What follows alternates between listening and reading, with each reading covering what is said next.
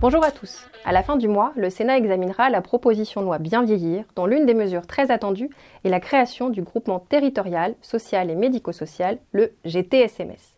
Ce nouvel outil est conçu pour dynamiser les coopérations dans le secteur de la personne âgée qui fait face à des défis persistants.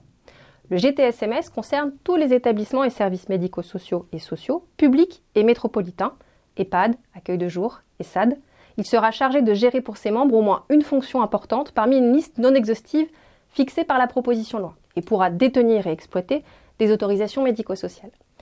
Il prendra la forme d'un groupement de coopération sociale ou médico-sociale, GCSMS, et sera donc doté de la personnalité morale.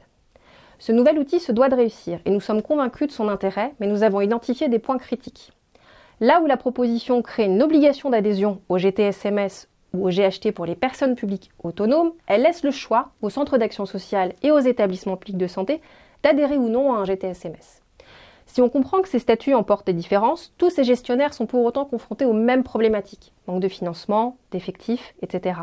Et traiter différemment les acteurs selon leur statut conforterait les différences et pourrait conduire à un morcellement des restructurations publiques, ce qui est in fine au contraire aux objectifs des GTSMS.